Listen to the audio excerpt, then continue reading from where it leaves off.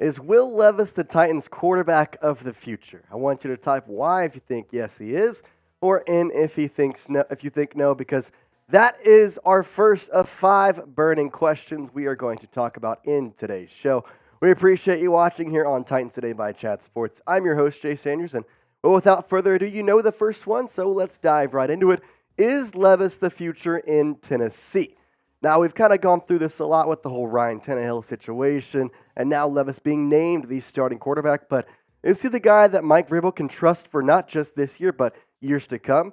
Well, he has a small sample size thus far, 3 games, but just a tad under 700 yards, 4 touchdowns, and 2 interceptions. The thing that is a knock on him is that all 4 touchdowns came in the first game, and since then, well, that's been where the 2 interceptions have come.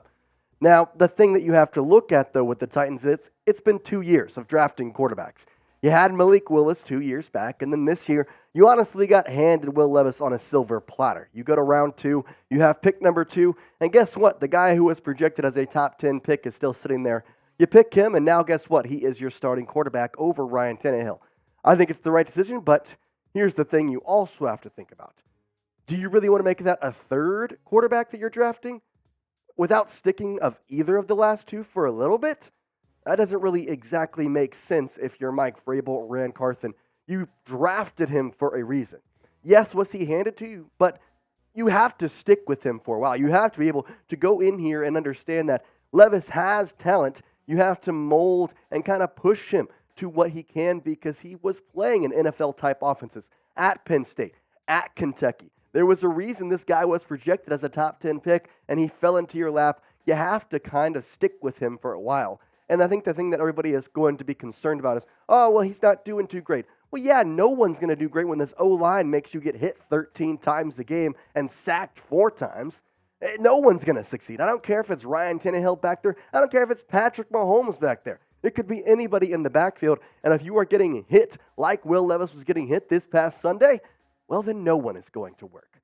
So let me ask you one more time. This is our leadoff question, and I want you to hit it here again. Is Will Levis the Titans quarterback of the future? You've seen the stats. What do you think as a Titans fan? Type Y for yes. Type N for no. I'm going to make this the pinned comment here on today's video. So let's do it right now. The second burning question is, how can we fix this Titans O-line? Now, this kind of goes right off of the point of no one's going to succeed with them in the backfield. Partially because they've allowed 33 sacks this year. Funny enough, that's just 4th. I thought it'd be like 1st or 2nd, but you should see the Giants' numbers. They are actually way worse. But 33 sacks is still not good, and this line is still putrid. It does not understand how to block well. Peter Skoronski has been in and out as the rookie. It's just not been a good situation for literally anybody on this line. Now, granted, there's been injuries, there's been moving parts, and honestly, it's kind of been a hard group to settle in with just because of the rotation factor. But at the same time, how exactly do you fix this O-line? Well, there's a couple of ways that you could do this, but I think the obvious 2 that Ran Carthon could go with, well, you could either draft somebody or you can pick some guys up in free agency. So I want you to be the GM here. If you are Ran Carthon, how are you fixing this Titans offensive line? If you're drafting somebody like we did last year with Peter Skoronski, then type D for draft. You think, we tried that, it didn't exactly work, we need to go get some more valuable assets in the free agency space, well, then type F for free agency. I think this is an interesting question to talk about because we tried the draft thing, and that's just one guy. Do you need to go into free agency and maybe pick up a couple guys? I mean, every run around, you got some wide receivers, you got a quarterback, got a running back for now. We'll talk about that in just a minute. Moving on here, I think the other question that goes along with the O-line struggles is, will Mike Vrabel be the coach in 2024? We've heard rumblings of him going to the Patriots, heard all this of, we fire him. Well, that's going to be the topic here coming up. But before that, I'm going to tell you about today's sponsor, Game Time. Game Time is the fast and easy way to buy tickets for sports, music, comedy, and theater events near you. You shouldn't have to worry about buying tickets to your next big event, and Game Time is going to give you the peace of mind when buying tickets with their best price guarantee. Now, Game Time is the only app that I use for my ticket buying experiences. If I want to go to a sporting event, a concert, heck, I went to a concert this past weekend. It took me 3 clicks to go into Game Time, get my tickets. And the cool thing about it, their app is super user-friendly. You can go in, see the venue, see exactly where you're going to get your seats, and just kind of scroll through and see what the best deal is for you. With zone deals, flash deals, you're always going to get the best price guarantee with Game Time. Now, the special deal we have here for Titans Today watchers is if you go download the Game Time app and go to the redeem code section and put in Titans Chat, you're going to get $20 off your first purchase. Take the guesswork out of buying tickets with Game Time. Download the Game Time app, create an account, and use code TitansChat for $20 off your first purchase. Terms apply. Again, create an account and redeem code TITANSCHAT, TitansChat, for $20 off. Download Game Time today. Last-minute tickets at the lowest price guarantee. All right, will Vrabel be the coach in 2024? That's what I want to dive into here and maybe go on a little bit of a rant here, but we'll see how this goes. So let's first look at Vrabel's records because overall he has done, well, pretty good. You have a couple of firsts in there. He's 4th in the AFC South right now. He overall this season has just not had a good, well-coached team. To put it frankly, it just hasn't been a well-coached team all around. That's not just Mike Vrabel. That's Tim Kelly as well on the offensive side. There's a lot of things that has to go with just the coaching. The thing that is worrying is now that the Patriots are obviously not going to be in any contention for playoffs or any type of sorts of that, if they fire Bill Belichick, the first call they're making is to the Titans for Mike Vrabel. And I think the worry and the more worried than that is there are people that are calling for Mike Vrabel's head saying he should be fired. What are we doing? This guy has been a spectacular coach. He knows what he's doing, but it's really hard when you have an offensive line that doesn't block and you're getting blamed for all of this. It's tough, but at the same time, it's not his fault. This guy's working with kind of little in space here. You got to figure out and do exactly what you can with what you have, and I think he's doing that. He's got to figure out a rookie quarterback.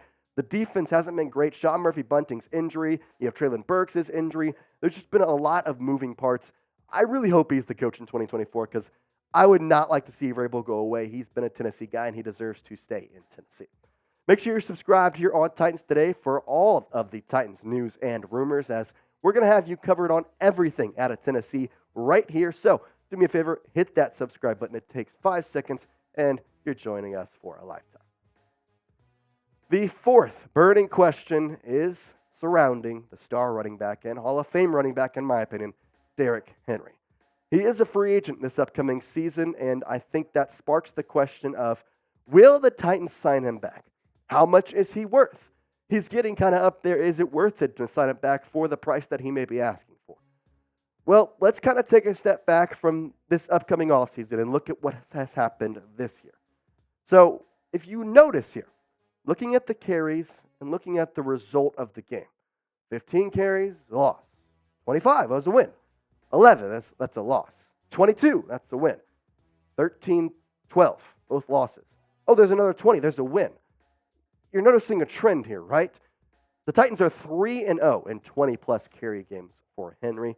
And it's not surprising because he is the second leading rusher in the NFL with 625 yards. Now, that's not some magic switch. I'm not going to flick my fingers there and say, 20 carries, we gave it to him, we're going to win now. That's not how that works. But at the same time, you have to not discount that evidence.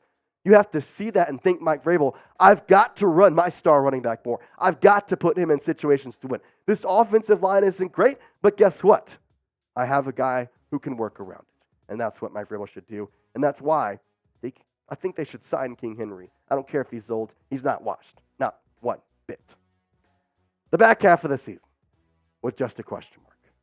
You're thinking, Jace, that's not a question. What back half of the season? Well, the question is this. What do you do? What exactly are we supposed to do in this back half of the season? You're 3-6, securely in 4th place in your division, and you're playing the top seed in your division this upcoming Sunday. Well, I'll tell you what you do. This season has been the season of moving parts, of changing players, of injuries, of rookie quarterbacks coming in and finally getting his time to shine. Well, guess what? Settle in and let this team kind of take in this season as a whole. Ultimately, there is some invaluable experience that is going to be gained, not just from Will Levis, but from the people around him and ultimately everybody on the Titans team. You have to take the season with a learning ability. Coming in here knowing, okay, this season isn't going to be what we expected. This season isn't going to be the way we wanted it to be. But can we learn from something? Can we learn something from it? Well, that is a 100% positive fact. Mike Vrabel has to rally the troops one last time and say, hey, I don't care what our record says. Let's go 1-0 this week and play the best we possibly can, because that's the best advice you have here for the back half of the season. And who knows, maybe you go on a run and you're popping bottles later in the season.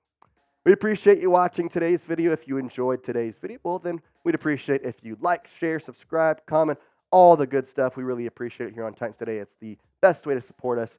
It's just by promoting us here. Hitting that like button, comment in the chat on any of today's poll questions, and if you feel like you want to go the extra mile, share it on social media, tag me, and we can see if we can get you a retweet. We appreciate you as always. Tighten up.